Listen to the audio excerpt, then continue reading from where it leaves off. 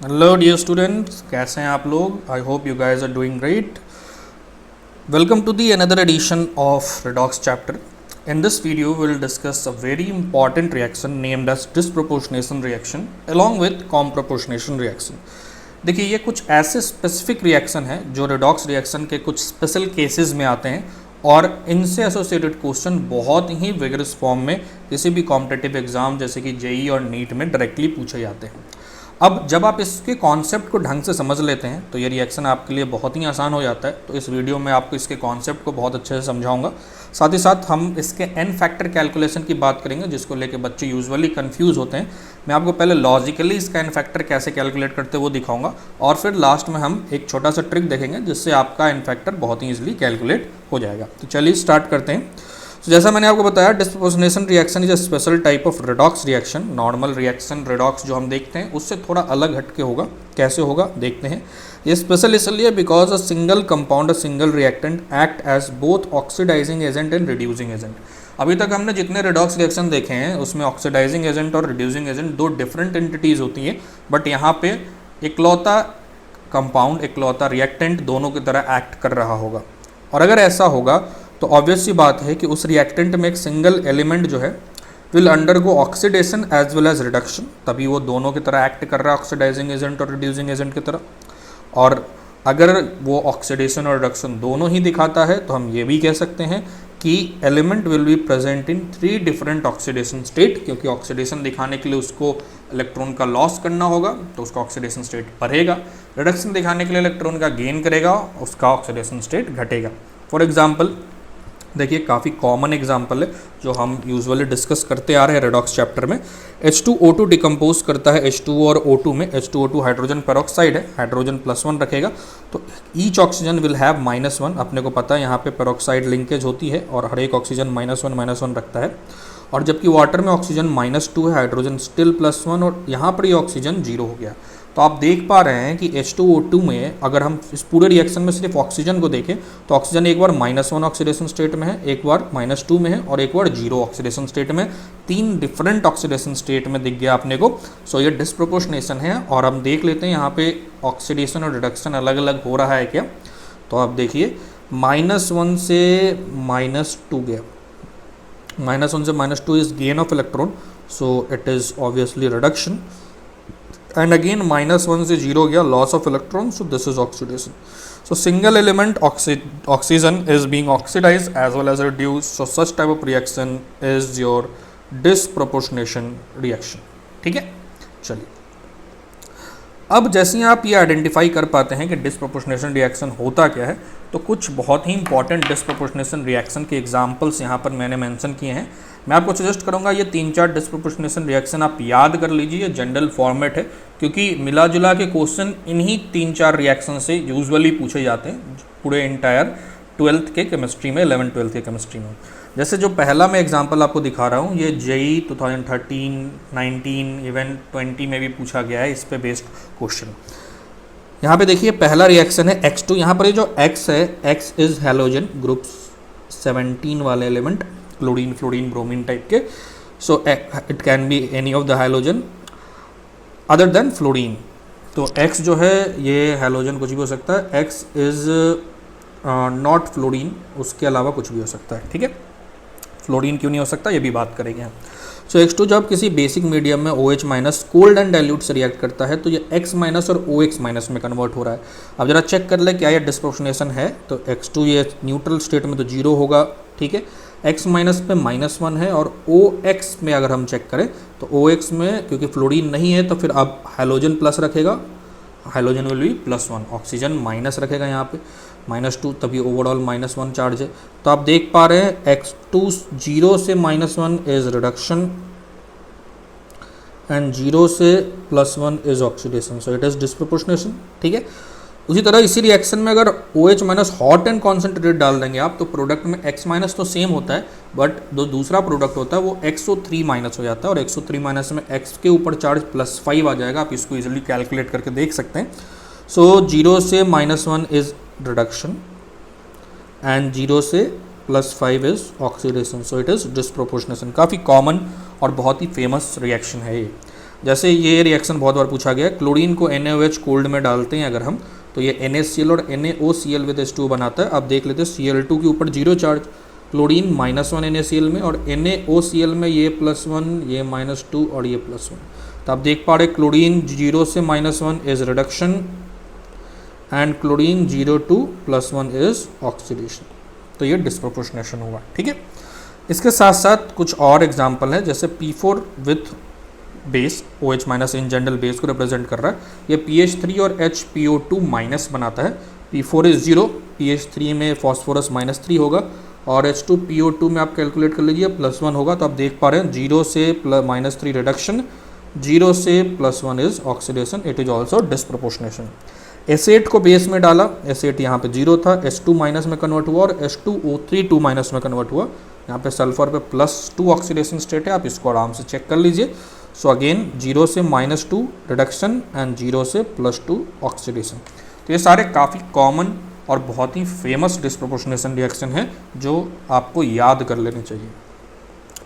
चलिए अब एक और बहुत ही इंपॉर्टेंट पॉइंट को डिस्कस करते हैं। If any element is in its minimum या maximum oxidation number then it will not show disproportionation reaction. देखिए इस तरह से आप आइडेंटिफाई कर सकते हैं, अगर कोई एलिमेंट अपने मैक्सिमम या मिनिमम ऑक्सीडेशन नंबर में है तो ऑब्वियस सी बात है, अगर मान लो मिनिमम में है तो और मिनिमम नहीं जा सकता, दैट मीन वो रिड्यूस नहीं कर सकता। अगर वो मैक्सिमम में है तो और मैक्सिमम नहीं जा सकता, वो ऑक्सीडाइज नहीं कर सकता। तो ऑब्वियस सी बात है, अगर मिनिमम या मैक्सिमम में होगा so in that case it will either reduce or oxidise, दोनों नहीं कर सकता वो एक साथ। तो ये अपने को बहुत ईजिली समझ में आता है। इसलिए जैसे मान लो F2 के बारे में बहुत पूछा जाता है, fluorine can not show disproportionation, क्योंकि F2 के ऊपर तो न्यूट्रल स्टेट में 0 है, बट अगर ये किसी और स्टेट में जाएगा तो सिर्फ -1 में जाएगा, और -1 से और किसी स्टेट में नहीं जा सकता ये। इसलिए ये इसके 3 डिफरेंट ऑक्सीडेशन स्टेट पॉसिबल नहीं हो सकते हैं। फ्लोरीन जो है इसका -1 ऑक्सीडेशन स्टेट और 0 ही हो सकता है, तो डिस्प्रोपोर्शनेट कभी नहीं कर सकता। इसलिए हमने ऊपर वाले एग्जाम्पल में X की जगह फ्लोरीन नहीं यूज़ किया था। ओके तो चलिए एक और क्वेश्चन हम डिस्कस करते हैं। इस क्वेश्चन में कह रहा है which of the following can not show disproportionation reaction. तो हमारे पास 4 डिफरेंट कंपाउंड गिवन है, और अगर हम इनको एज अ रिएक्टेंट यूज़ करें तो हमें यह पता करना है कि कौन सा डिस्प्रोपोर्शनेशन रिएक्शन शो नहीं करेगा। तो देखिए इन सब में हाइड्रोजन कॉमन है, क्लोरीन कॉमन है, और ऑक्सीजन का अमाउंट इंक्रीज कर रहा है। तो हम क्या करते हैं, हम सबका ऑक्सीडेशन स्टेट निकाल लेते हैं। हाइड्रोजन +1, ऑक्सीजन -2, तो क्लोरीन के ऊपर +1। उसी तरह से यहाँ क्लोरीन पे +3 आ जाएगा क्योंकि ऑक्सीजन 2 हो गया है। यहाँ क्लोरीन +5 हो जाएगा, और यहाँ क्लोरीन +7 हो जाएगा। हाइड्रोजन हर केस में +1 है, ऑक्सीजन हर केस में -2 है, ठीक है। तो आप देखिए यहाँ पे अगर आप बात करें तो डी ऑप्शन को अगर आप गौर से देखते हैं तो डी ऑप्शन में हाइड्रोजन +1 अपने मैक्सिमम ऑक्सीडेशन स्टेट में है। क्लोरीन जो है, जो actually variable oxidation state show कर रहा है थ्रू आउट, वो अपने मैक्सिमम ऑक्सीडेशन स्टेट पे बैठा हुआ है। इसका मतलब ये फर्दर इलेक्ट्रॉन लूज नहीं करेगा, और इसीलिए ये डिस्प्रोपोर्शनेशन कभी शो नहीं कर सकता, ये सिर्फ रिडक्शन ही शो करेगा।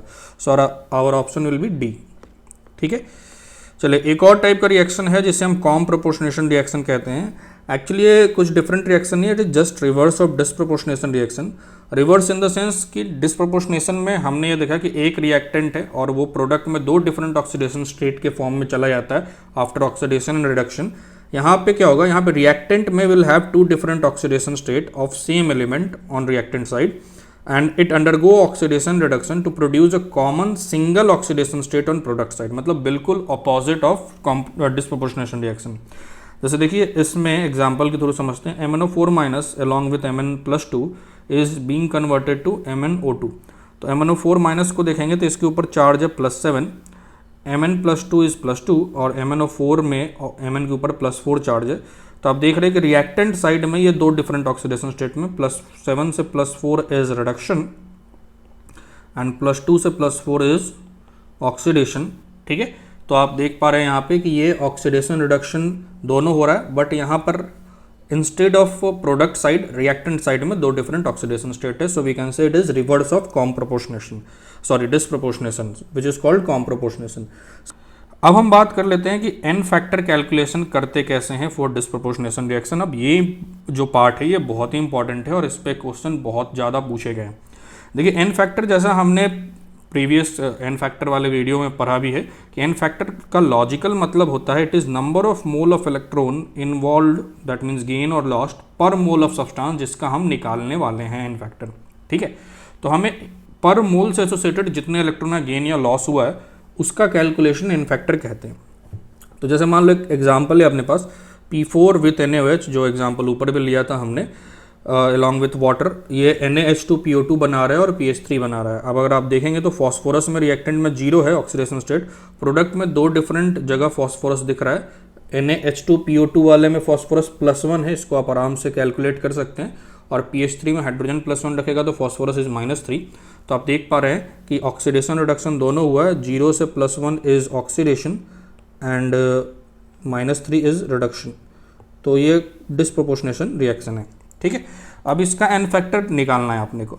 तो देखो अब हम क्या करना चाह रहे हैं, एन फैक्टर लेट से अपने को फॉस्फोरस का निकालना है, तो अब हम पर मोल फॉस्फोरस से एसोसिएटेड इलेक्ट्रॉन को कैलकुलेट करने की कोशिश करेंगे।